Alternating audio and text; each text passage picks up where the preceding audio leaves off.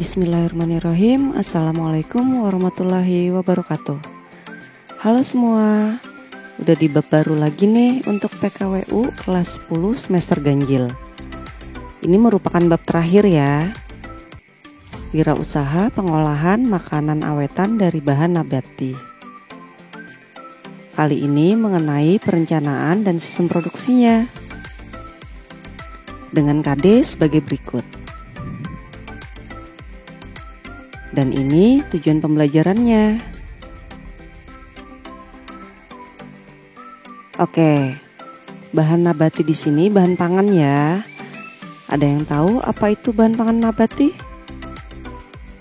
Bahan pangan nabati adalah bahan pangan atau makanan yang berasal dari tanaman.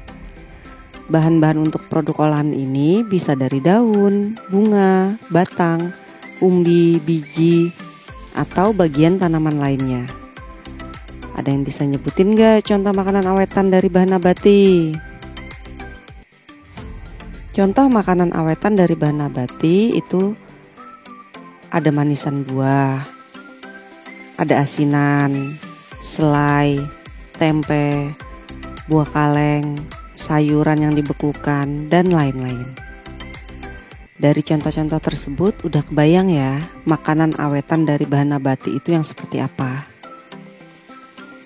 Selanjutnya ada beberapa teknik atau metode atau cara yang dapat digunakan dalam pengolahan makanan awetan dari bahan nabati. Ingat ya, bahan nabati bukan hewani.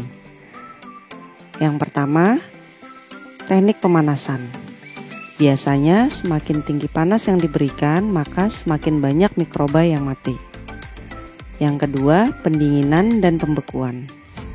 Pendinginan dan pembekuan ini berbeda ya.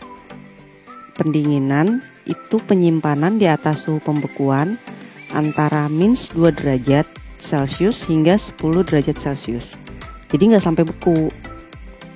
Kalau pembekuan itu penyimpanan dengan suhu -12 derajat Celcius sampai 24 derajat Celcius.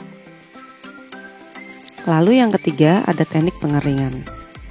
Pengeringan itu adalah cara mengeluarkan atau menghilangkan air dari suatu bahan dengan menguapkan air yang terkandung di dalam bahan tersebut dengan menggunakan energi panas. Jadi bisa dengan energi panas dari matahari, dengan cara dijemur di bawah panas matahari, atau bisa menggunakan oven. Yang berikutnya, pengalengan. Pengalengan ini mengemas bahan pangan ke dalam kaleng yang sudah disterilkan tentunya dan pasti harusnya kedap udara. Selanjutnya dengan cara dimaniskan, yaitu memberi gula pada bahan pangan tersebut. Selain dimaniskan, bisa juga dengan cara diasinkan. Kalau diasinkan pastinya diberi garam ya. Kemudian dengan cara penambahan bahan kimia. Tentunya bahan kimia yang aman, yang tidak berbahaya. Seperti penguat rasa, pemanis, bahan pewarna, atau bahan pengental. Cara terakhir bisa dengan teknik fermentasi, yaitu pengawetan makanan dengan menggunakan mikroba. Nah, dari 8 cara pengawetan makanan itu tadi dapat dibuat langkah-langkah untuk merencanakan usaha pengolahan makanan awetan. Yang pertama, tentu cari ide dulu ya. Lalu kalau udah dapat idenya, melakukan percobaan bagaimana cara mengawetkan makanan tersebut dengan teknik-teknik yang telah disebutkan tadi. Jika sudah menemukan cara yang pas, lanjut ke perencanaan produksi.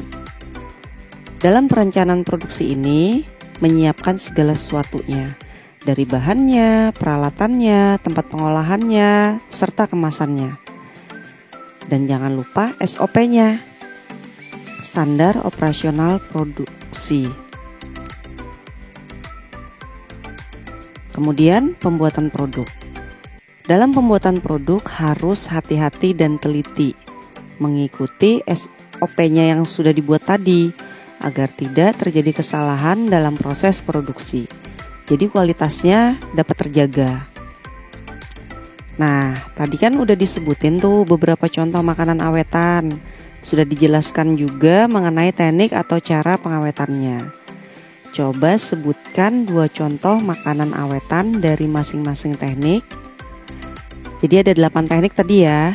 Itu masing-masing 2 contoh makanan yang diawetkan dengan teknik tersebut. Ingat ya, makanan dari bahan nabati. Misal nih, teknik fermentasi, itu contohnya tape. Nah, silakan cari contoh lainnya. Jawab di kolom komentar dan jangan lupa menyertakan nama serta kelas. Pagi-pagi pergi bertani, jangan lupa bawa cangkulnya. Demikian pembahasan kali ini, sampai jumpa di pembahasan berikutnya. Wassalamualaikum warahmatullahi wabarakatuh.